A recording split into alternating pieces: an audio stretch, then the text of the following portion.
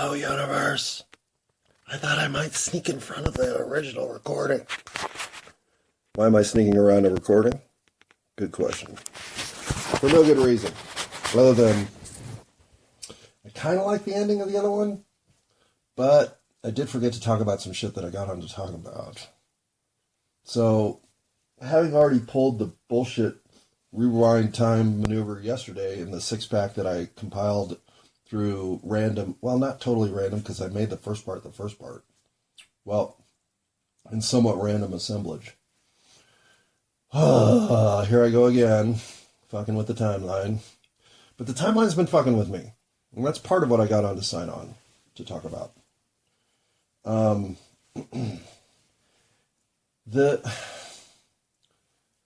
timeline has always proposed to me this outcome of influence that I was to have in a life with somebody who had been the mother to 3 boys. I mean, this goes back to playing like MASH fortune-telling sand games in elementary school. Like, this is hardcore delusion shit from my childhood. That's always just stayed plugged in like a nightlight in my lamp, up in my brain saying, yeah, but remember that fucking dream / constant reminder / just a year ago had the same fucking reminder dream? Like, part of me has never let this go because it's always kind of just emerged in weird subconscious spaces.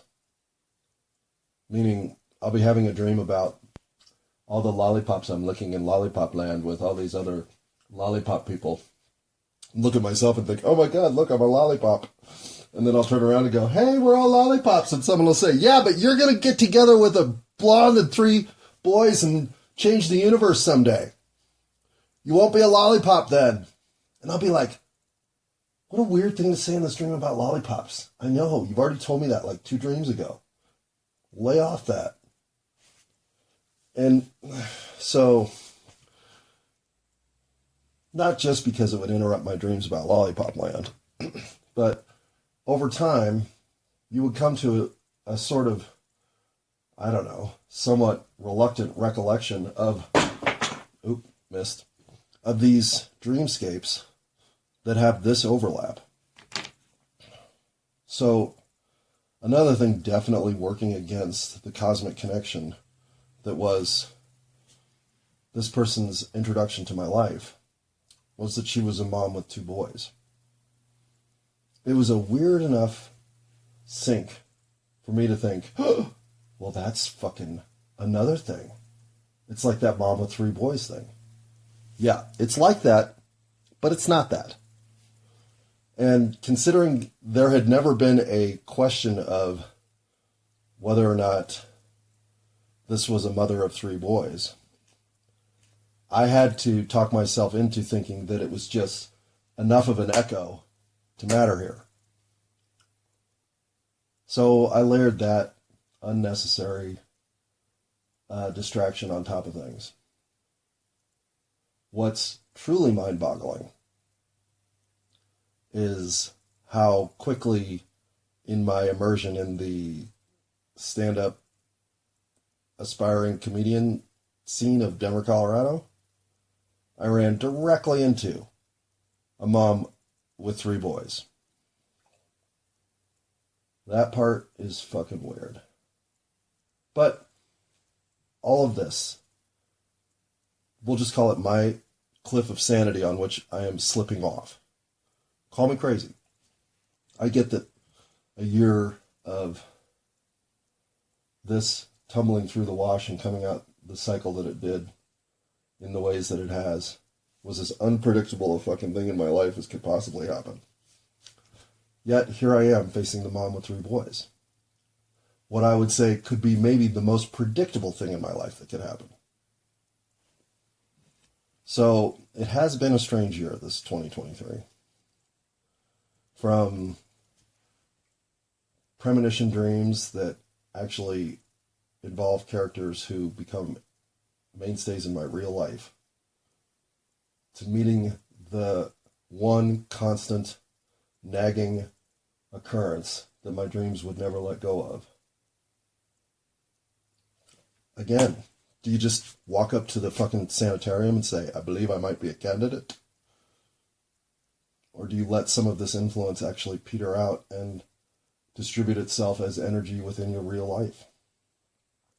I can tell you that there's risks in both. And I'm not sure that I've come full circle on how to best live my life given all the influences that have newly erupted in this last 10 years. I'm a tyro. Isn't that correct? A tyro, somebody who's unequipped, newly developing the skills to try something challenging. A beginner of the very beginnerist nature. Well, if it's not that, then that's what it is in my universe, and today that's what we're going to agree that it is. Because nowhere do I feel less well-equipped to interact with humanity than I do in the 11th month of the year after the year that Trump went crazy, the year that love was left on the cutting room floor, the year after that. That year might not have been my best. Not that I came out of it any less full of myself, but the universe seemed not to jive with me as much as I have become accustomed.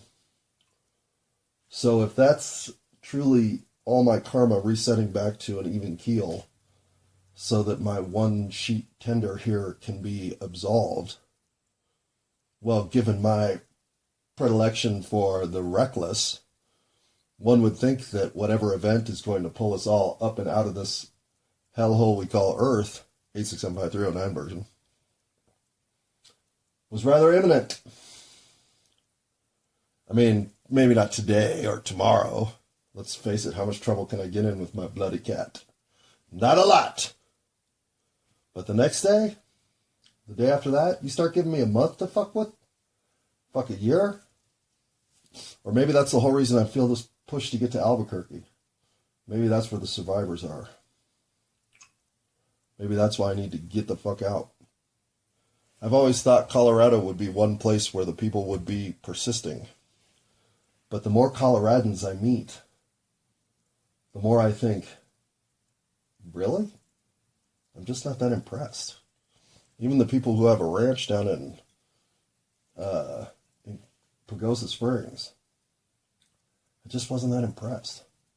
I mean, the Squatterman Festival is cool and all, but at some point, don't you have something bigger going on? You do. I'm not diminishing anyone else's pursuit of life. But to say that I'm convinced that Colorado is where the survivors are going to be, not anymore. It may be New Mexico. It may indeed.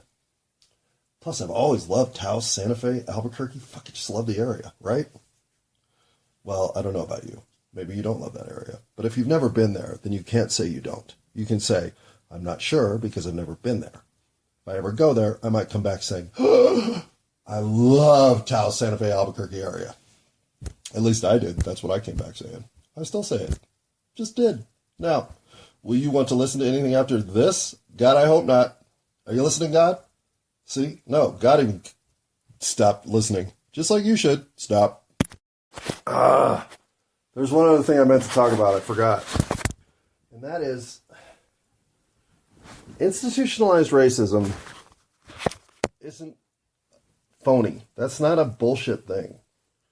And when you watch stuff from the 70s, institutionalized sexism is rampant. It's easy to spot. In fact, it's disgustingly, lecherously on display.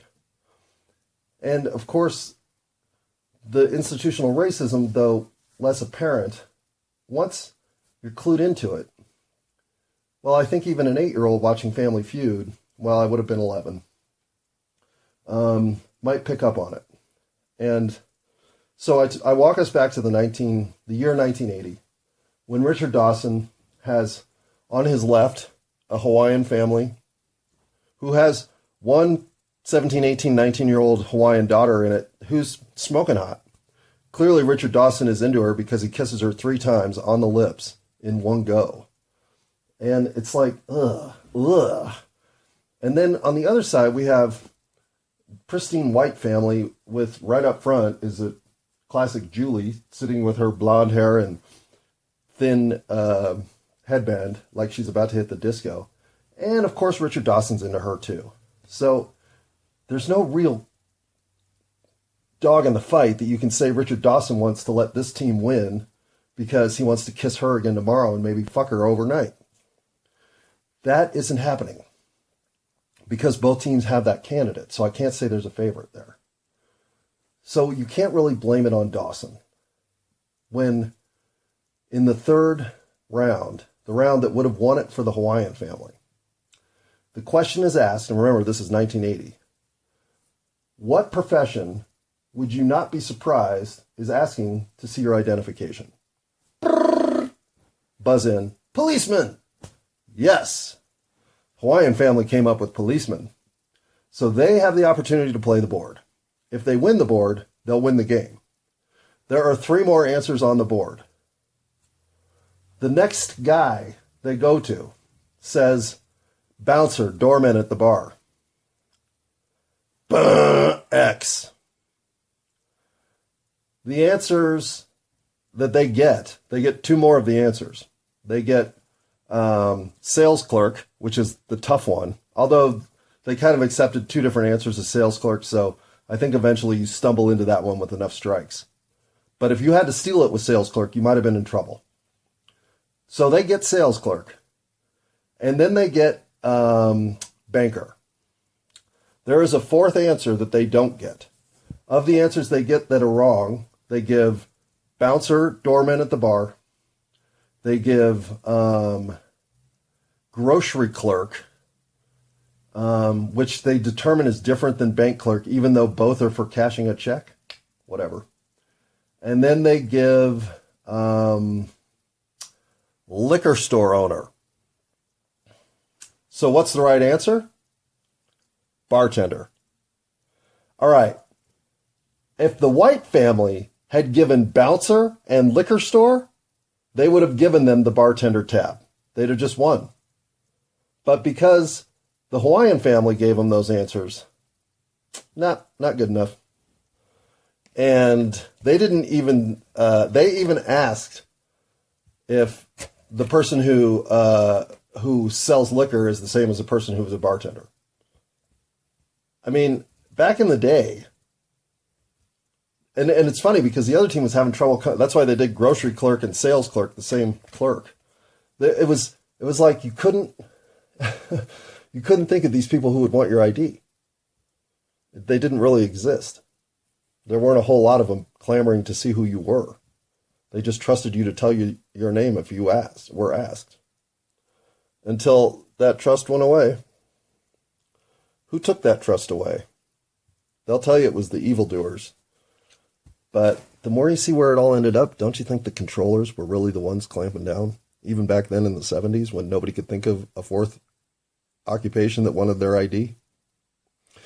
It's a little time ball of history, to say the least. And I'll bet, well, I'm not going to say anything negative about either the Hawaiian youngin' or the blonde Julie at the front, but you would think the way Richard was going at him, one of them was going to get the opportunity.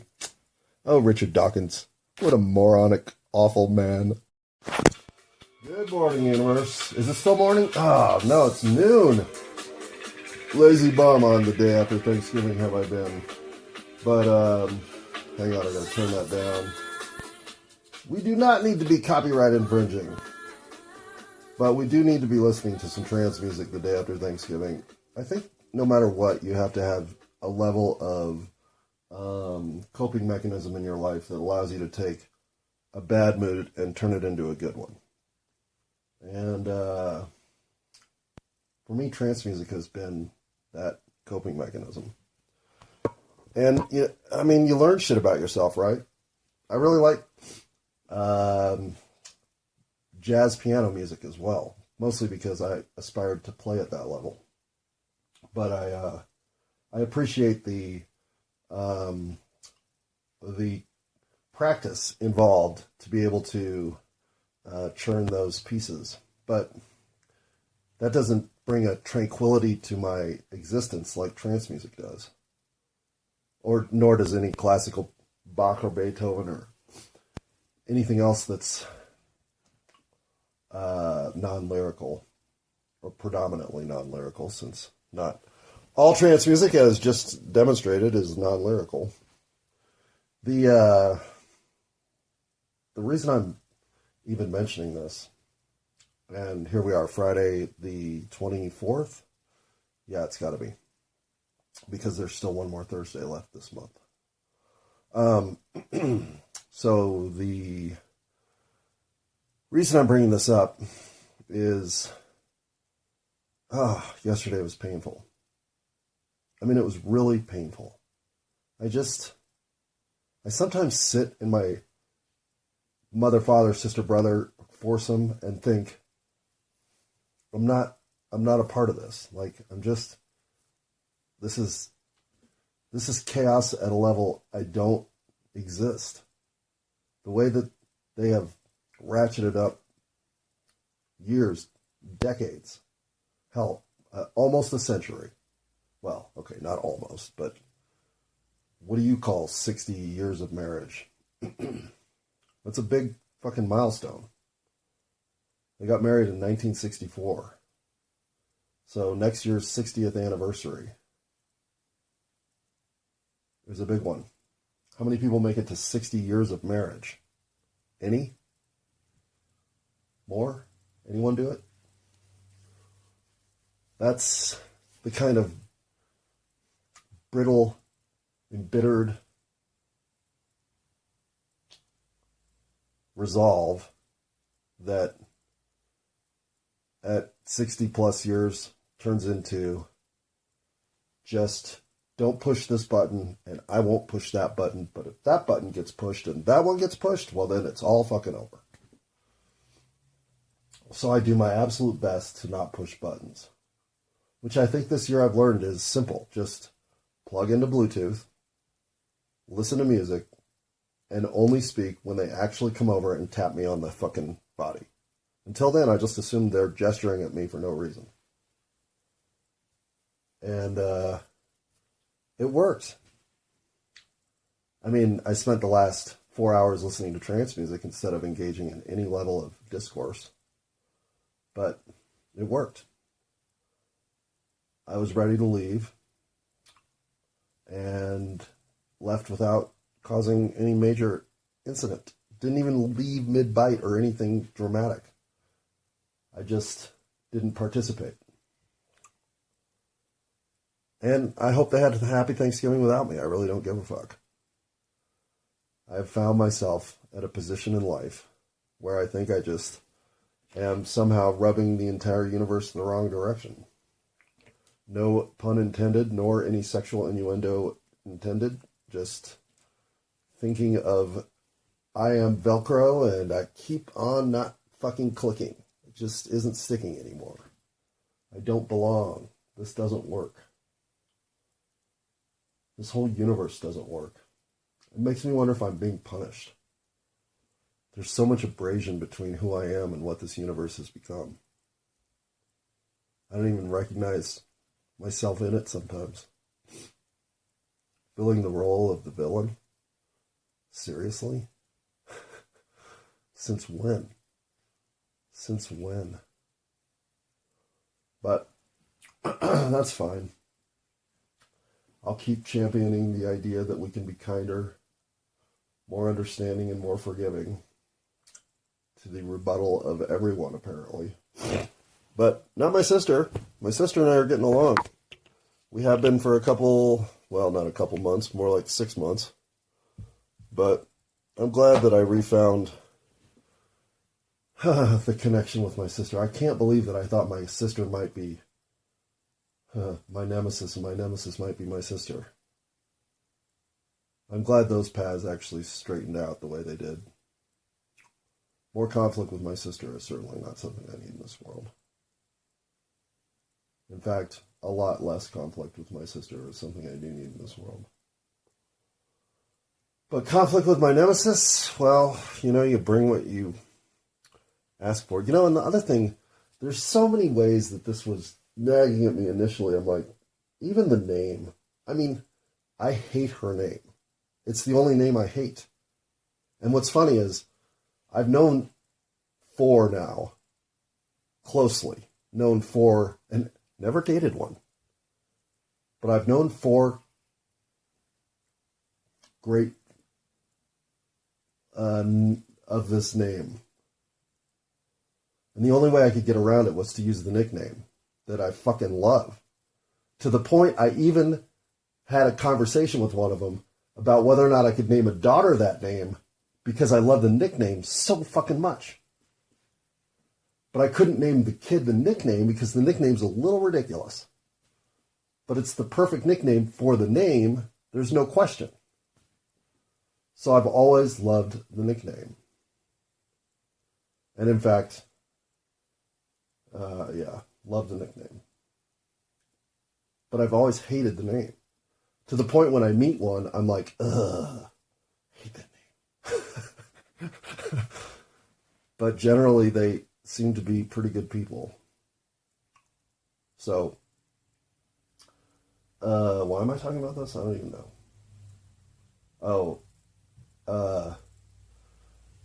Just signs that things weren't right.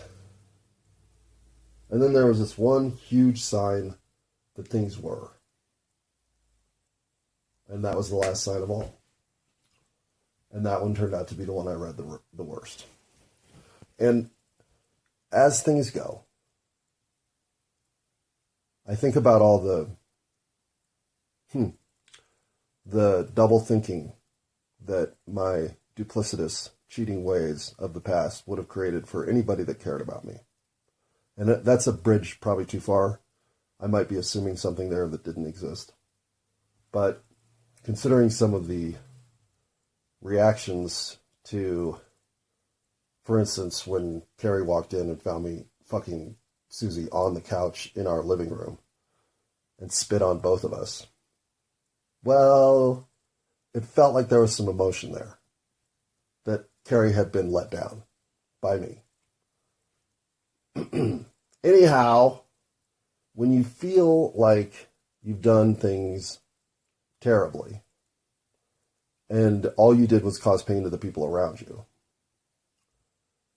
and then you end up in a situation where you're the vortex of that energy redistribution, well, of course you've got to feel some level of karmic comeuppance is being corrected for Carrie. Well, not for Carrie. There is no comeuppance correction for that. That is the worst thing I've probably ever done to anybody. Directly in one, I think the back door is being opened moment. I would say walking in on me having sex with another woman was probably as bad as it got for Carrie. But maybe she had worse in life. If she did, well then, I hope it wasn't related to me. Because that's the worst I ever did to Carrie. And that was bad. With a little slight correctional understatement note on the script right there. Because bad does not even come into the conversation when you're trying to describe that heinous act. But, hey, learning lessons, obviously I am. Paying back karmic retribution, clearly I could be and deserve to somewhat still be lined up in the queue to work off my debt here. All understood. But with that in mind, I am going to find something else to push my life into. What mostly the last night of sleep gave me was the idea that I've been treading water and needed to go. So, okay, go I will. Maybe to New Mexico? I'm not sure. Like, it's time for an adventure. I feel that now more than ever. And I think yesterday's dissociation from my entire family, which is what was palpable, I am a person none of them know. I'm a person I barely know anymore. When I say I don't know what I'm becoming, but I'm becoming something I've never been before, it is as if I'm emergent. I'm as curious to see what's next as anybody. But apparently what's not next is something here, something in this reality, something in my current schema of what I'm comfortable with. I don't know if Albuquerque's the right place to go. But somewhere in the Southwest here, I think, is the next place I'm being driven. Either that or Toronto. But, God, why go north if you also have the option to go south? Said some Eskimo sometime in a really cold winter when they were trying to make sense to the rest of the people they were with. Yeah, seriously. Let's listen to old Inuit over there. He sounds like he's making sense. Yeah, let's go south to California. All right, I won't make the California girls joke, but I was going to. Pause. Okay, you know what's a really good invention that I don't use at all? And no, not a bike helmet, though some would argue that would be an answer to this question. But no, it's in fact an apron. And an apron's not really an invention, because you don't really invent putting on shittier clothes over your better clothes so that if something splashes, it splashes on shittier clothes instead of your better clothes. That seems to me more like an idea. But the idea of the apron, it's a good idea. One that I even have 3 or 4 hanging in the kitchen, and yet as I splash around in a bowl filled with melted butter, and I end up splashing onto a shirt that ruins the shirt, I think to myself, you know what's a good idea? Apron. So, sometimes good ideas are in the universe, and for whatever reason, you're just not built to enact with them. I seem not to be able to think of putting an apron on in a situation where it's called for. Is this a way I should try to improve my life? Maybe. Maybe. Or you could go the direction I've gone and just not give a fuck about your clothes. I mean, it's up to you, right? You can make choices in life that work for you. And if not giving a fuck about your clothes is an easier choice than trying to remember an apron, well, maybe it's time to hit the thrift stores, right? Pause. And here's another thing about like thrift store hunting. When you go to the thrift store, a lot of people are skeeved out by buying clothes. I get that. But most of the shit that ends up at the thrift store is the shit that somebody either wore once, thought was ill-fitting or just not their style or whatever, threw in a drawer, and now an ARC truck is coming through the neighborhood asking if you have anything to donate. You're like, go to the lowest part of your drawer, find that shirt you wore once and thought, oh, that shirt looks terrible, throw it in a bag, and off it goes.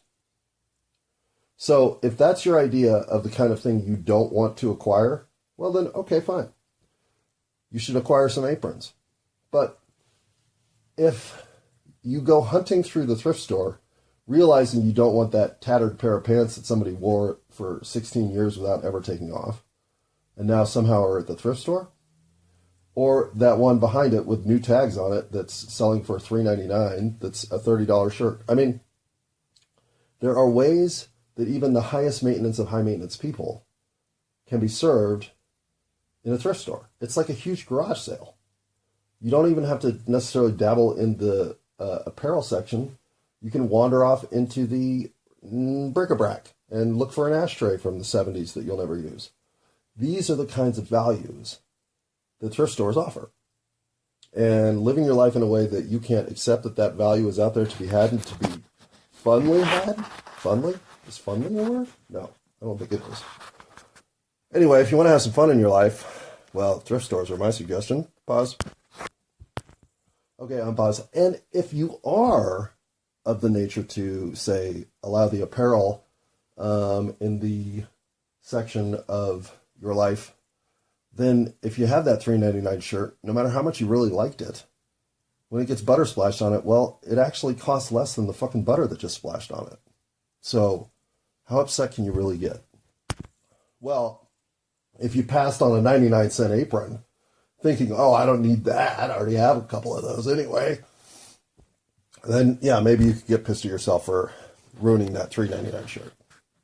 But if it's all half off day, well, then now what are we talking about? $250? Hell, that's less than you have to give the Loch Ness Monster.